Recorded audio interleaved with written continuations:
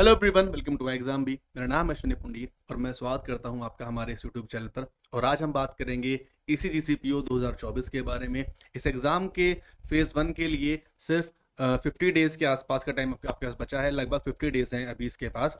तो अगले 50 दिनों में आपको क्या स्ट्रैटेजी अपनानी है, अगले 50 दिनों में क्या आपका टाइम टेबल होना चाहिए, इन सभी के बारे में यहाँ पर बात करेंगे। यहाँ पर 2 डिस्क्लेमर है। अगर आप फोकस्ड होकर अगर आप इस एग्जाम के रिगार्डिंग ही प्रिपेयर कर रहे हैं तो ही ये स्ट्रेटेजी आपके काम आएगी।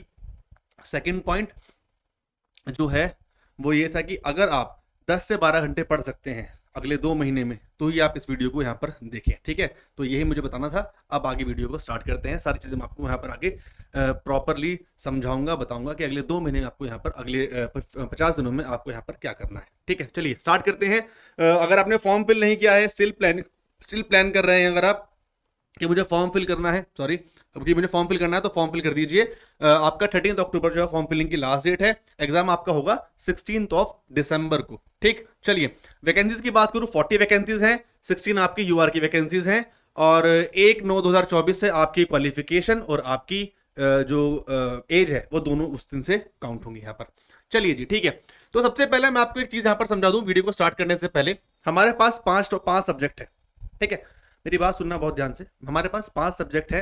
5 में से 2 सब्जेक्ट मैं आपको यहां पर बता रहा हूं, आपका मन हो या ना हो, बट 2 सब्जेक्ट ऐसे हैं उनको आप इतना स्ट्रॉन्ग कर लीजिए कि उसमें आप कम से कम 90% मार्क्स स्कोर कर सके। 90%, ठीक है। तभी यहां से हमारी चीजें जो है वो फ्रूटफुल होने वाली हैं, ठीक। तो वो क्या है सब्जेक्ट मेरे अकॉर्डिंग जो है वो क्या होने चाहिए? वो है आपका इंग्लिश लैंग्वेज, दूसरा है आपका कंप्यूटर नॉलेज, ठीक है। 60 मार्क्स जो हैं इनको ऐसा कर लो कि कम से कम आप यहां पर 50+ मार्क्स स्कोर करो। 50 मार्क्स आपको स्कोर करने ही करने हैं एनी हाउ इन 60 में से।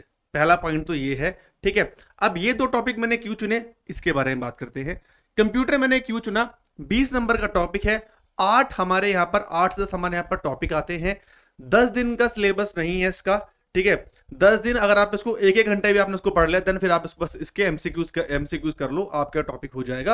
अगर कोई भी इसमें प्रॉब्लम है तो इसके रिगार्डिंग मैंने पूरा स्ट्रेटेजी वीडियो बनाया हुआ है कंप्यूटर का, उसको आप जाकर देख सकते हैं। उसका लिंक नीचे यहाँ पर होगा, ठीक है। फिर बात करता हूं मैं इंग्लिश की। इंग्लिश को मैंने यहाँ पर क्यों चूज करा? इंग्लिश एक ऐसा सब्जेक्ट है जिसको आप रट नहीं सकते हो, ठीक है। उसको आपको अगर समझ के करोगे तो बहुत अच्छी चीज होगी। बहुत लोग बोलते हैं रूल से याद कर लो, नहीं, इंप्लीमेंट करो उन रूल्स को। दूसरा पॉइंट क्यों लिया मैंने इंग्लिश को? क्योंकि आपका डिस्क्रिप्टिव भी आएगा, एस्से और प्रेसे आपके इंग्लिश में ही आने हैं और इन दोनों की तैयारी आपको साथ साथ करनी है और वो हो भी जाएगी, ठीक है। तो स्टार्टिंग में मैंने क्या बताया, 2 सब्जेक्ट आपके ऐसे हैं जो आपको बहुत स्ट्रॉन्ग करने हैं। जीए के लिए मैं कभी नहीं जाता क्योंकि जीए हमेशा अनएक्सपेक्टेड होती है। तो जीए को समझना कर पाना सबके लिए मुश्किल है। तो मुझे लगता है ये सबका ही एक वीक पॉइंट है जीए का। तो जो वीक पॉइंट है उसको रहने दो ना, उसके चक्कर में आप जो आपके स्ट्रॉन्ग पॉइंट है आप उनको भी खराब कर लोगे, ठीक है। ये 2 आपको करने ही करने हैं, इसमें कोई इफ एंड बट नहीं है। रही बात आपकी रीजनिंग की और आपकी क्वांट्स की, तो यहां पर काफी स्टूडेंट जो है वो सिलेक्टिव होते हैं कि मेरी क्वांट्स अच्छी है, मेरी रीजनिंग अच्छी है। तो डिपेंड्स ऑन यू कि आपको कौन सा टॉपिक उठा के आपको और अच्छा करना है, ठीक है। क्लियर यहां तक बातें? आगे चलते हैं, बात करेंगे अब सब्जेक्ट के बारे में, ठीक। इंग्लिश की बात करी तो इंग्लिश की ही बात करेंगे। सबसे पहला पॉइंट क्या है इंग्लिश का? एडिटोरियल। रोज आपको एडिटोरियल पढ़ने हैं, रोज। इसमें कोई भी ऐसा कुछ चीजें ऐसी हैं जो आपको रोज करनी है अगले 50 दिन तक। अगर कर पाओगे तो ही वीडियो अभी भी स्किप कर सकते हो, वरना मत करना, वरना मत देखो उसको, ठीक है। एडिटोरियल्स आप रोज पढ़ो, ठीक है। वो आपकी मर्जी है। मैं यहाँ पर बेसिकली जो मेरा मोटिव है वो जो प्रमोशन की चीजें हैं, कोर्स की चीजें हैं, वो तो मैं एंड में आपको बता ही दूंगा। बट यहाँ पर आप चीजें ऐसे समझो कि एडिटोरियल अगर आप रोज पढ़ोगे, आप कैसे भी पढ़ लो, कहीं से ही पढ़ सकते हो, हमारे से पढ़ सकते हो आप, ठीक है, या जैसे आपका मन करे जैसे वैसा उसको पढ़ सकते हो, ठीक है। एडिटोरियल पढ़ो, उसको समझो। जितनी आप रीडिंग करोगे ये आपकी 3 जगह काम आएगी। कहां पर? आरसी को इंप्रूव करने में, ओवरऑल इंग्लिश को इंप्रूव करने में, ठीक है। उसके बाद थर्ड डिस्क्रिप्टिव राइटिंग में और प्रेसे राइटिंग में, और चौथी ये आपकी इंप्रूव आपको ये हेल्प करेगी आपकी पजल्स में, आपकी सिटिंग अरेंजमेंट में और आपकी डीआई में जो बड़ी बड़ी पजल्स आती है ना, उनको एक बार में आप समझ जाओगे अगर आपको रीडिंग करने की हैबिट पड़ गई तो एक रीडिंग करने से आपके 4 सब्जेक्ट में हेल्प मिल रही है, तो इसलिए रीडिंग आपको करनी है, एडिटोरियल्स आपको रोज पढ़ने हैं। क्लियर हो गई ये वाली बात। अभी इस वीडियो में मैंने आपको वीकली का ये प्लान है, मैंने वीक वाइज आपका टाइम बांटा हुआ है, ये मैं वो भी दिखाऊंगा, ठीक है।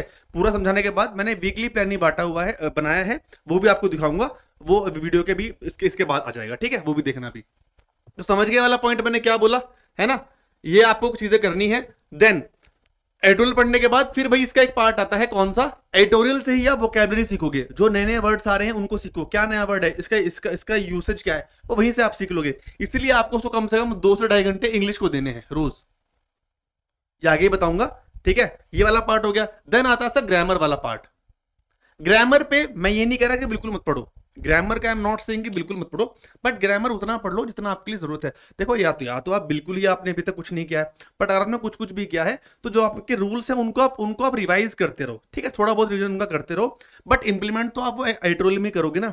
आपके क्लोज टेस्ट हो गए, आपके PQRS हो गए, आपके फिलर्स हो गए, आपके RC हो गए, सब कुछ तो एडिटोरियल से आएगा, ठीक है। सो ज्यादा फोकस आपको किस पे करना है, अपने एडिटोरियल्स पे करना है, ठीक है, खत्म बात। नेक्स्ट आई थिंक इंग्लिश की चीजें पूरी होगी, इसको स्ट्रांग कर लो, ज्यादा नंबर लेकर आओ, ये आपकी ओवरऑल कट ऑफ में जो है वो हेल्प करेगा, ठीक है। रही बात के अलग टॉपिक्स की, आपको पता होंगे, टॉपिक टेंस है आपका, ठीक है, फिर आपको वर्ब करना है, फिर आपके आर्टिकल्स है आपको उनको करना है, सब्जेक्ट एग्रीमेंट आता है उसको करना है, ठीक है, मोडाल्स है उसको करना है आपको, फाइन। ये टॉपिक जो है इंपॉर्टेंट टॉपिक्स हैं, इनको आप एक बार रिवाइज कर सकते हो, देन उनको इंप्लीमेंट करना स्टार्ट कर दो, ठीक है। इंग्लिश में आपको ये चीजें करनी है। नेक्स्ट मैं आगे बात करता हूं भाई, ठीक है, नेक्स्ट आगे बात करता हूं मैं रीजनिंग, आपकी क्वांट्स की।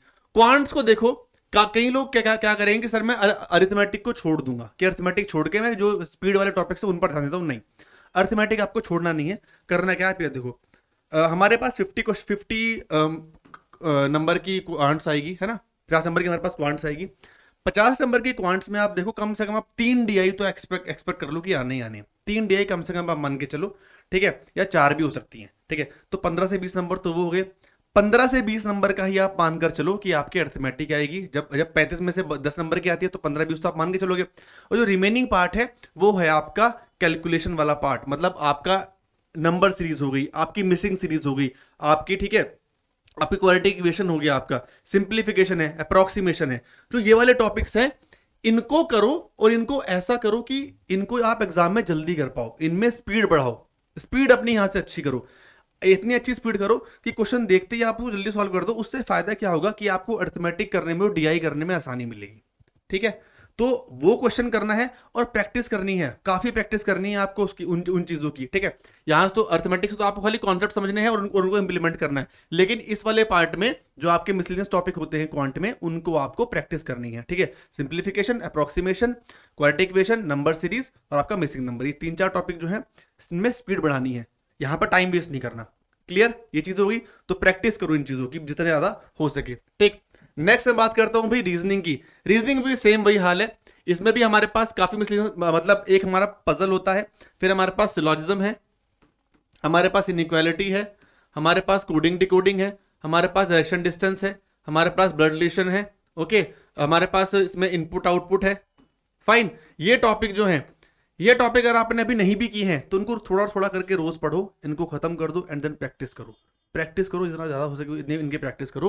और फिर पजल्स को, ये टॉपिक खत्म करने के बाद या फिर साथ साथ आप पजल भी स्टार्ट कर सकते हो, पजल के बेसिक स्टार्ट करो, जब आपके ये खत्म हो जाए तब पजल को आप रेगुलरली कर सकते हो, दिन की 4 पजल लगाना, 5 पजल लगाना, ये आप लगाओ, है ना। इस सीक्वेंस में आप इन चीजों को लगा सकते हो, फाइन। इस तरह से आप जो है वो रीजनिंग को करोगे। समझ के भी यहां तक, अभी तक कोई दिक्कत आई थिंक अभी नहीं आ रही होगी। रीजनिंग वाला पार्ट हो गया, ठीक है, इन टॉपिक के, ठीक है। इसके रिगार्डिंग मैंने पूरी वीडियो बनाई हुई है कि इन सब्जेक्ट्स को कैसे टैकल करना है, इन सब्जेक्ट्स को टैकल कैसे करना है, मैंने इनकी वीडियो अलग से बनाई हुई है, आप जाके उनको देख सकते हो। नेक्स्ट कंप्यूटर पे आते हैं। कंप्यूटर का मैं ऑलरेडी आपको मोटा मोटा बता चुका हूं, कंप्यूटर की टेंशन लेने की आपको जरूरत नहीं है। 10 टॉपिक आते हैं गिनती के, एक दिन में एक टॉपिक करो। आगे टाइम टेबल आ रहा है, वीकली इसको कैसे डिस्ट्रीब्यूट करना है मैं आपको वही बताऊंगा। वीकली एक वीक का प्लान लेके आऊं मैं, उसको आप अपने अकॉर्डिंग वीक दर वीक चेंज कर लो, इंप्लीमेंट कर लेना, ठीक है। 10 टॉपिक है, एक दिन में एक टॉपिक करो, ऑल्टरनेट डेज पे करो, 2 दिन के बाद करो, देन उसके बाद नेक्स्ट टॉपिक, उसके क्वेश्चंस करो, फिर जब 10 टॉपिक खत्म हो जाए 20-25 दिन में, 30 दिन में, उसके बाद फिर खाली अपना MCQs प्रैक्टिस करो, कंप्यूटर आपकी हो जाएगी। अब आता है मेन पार्ट जीए का।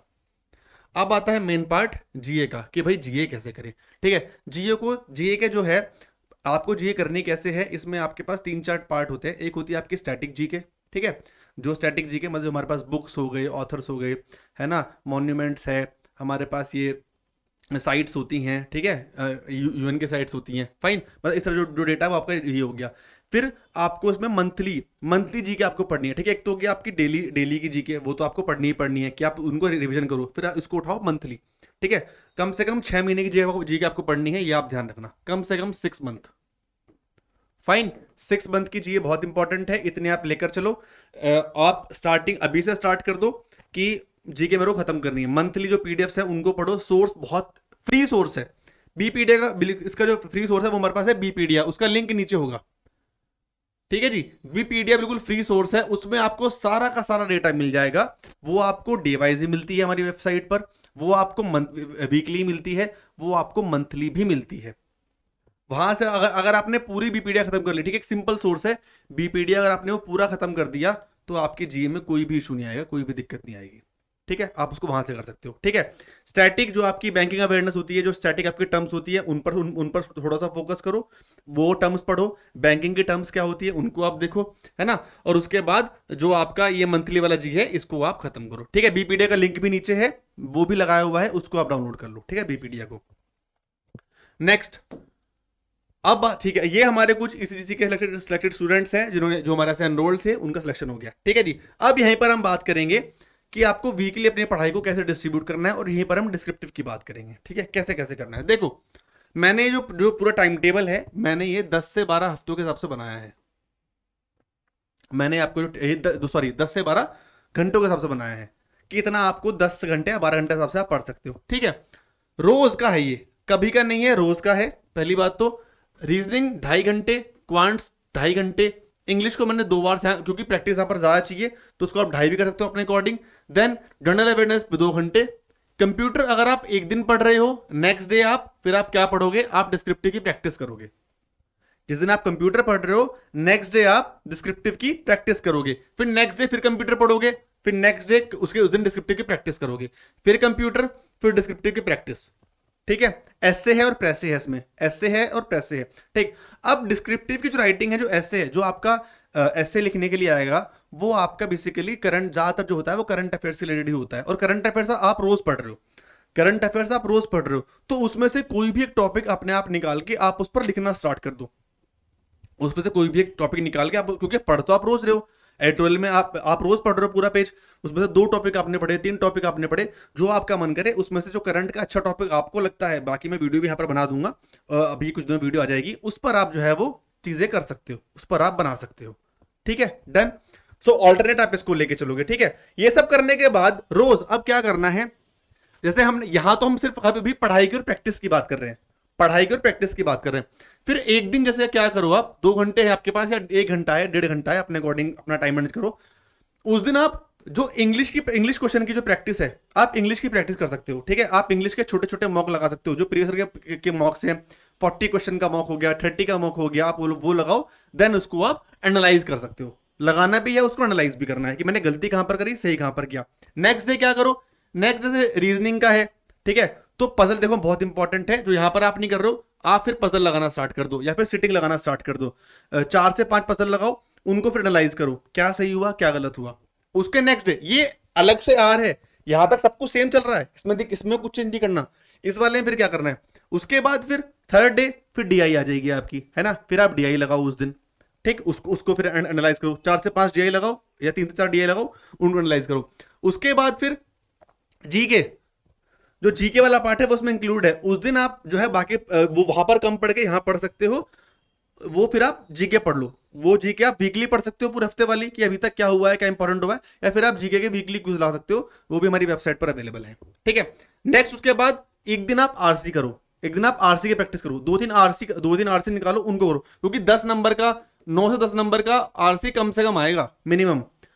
15 का भी हो सकता है, 2 आरसी के पैसेज भी आपके आ सकते हैं, ठीक है। उस दिन आप आरसी की प्रैक्टिस करो, ठीक है। और लास्ट डे सैटरडे को आप क्या करो, कोई भी एक वीकडे निकाल लो, उस दिन आप 2 पजल लगाओ, 2 डीआई लगाओ, ठीक है। इस तरह से आपको जो अपना बचा हुआ टाइम है उसको मैनेज करना है, ठीक। अब आ गया भाई संडे कि सर अब तो 6 दिन पढ़ ली, संडे यार ठीक है, थोड़ा सा आराम कर लो, या तो इसको फॉलो कर लो, या फिर आप क्या करो, एक फुल लेंथ मॉक टेस्ट लगा लो, ठीक है। अभी क्या करो, इस पूरे महीने में, इस अगले 30 दिनों में, मतलब आपके पास 4 फुल लेंथ मॉक टेस्ट लगाओ हर संडे को, और उसको पूरे को बैठ के एनालाइज करो, है ना।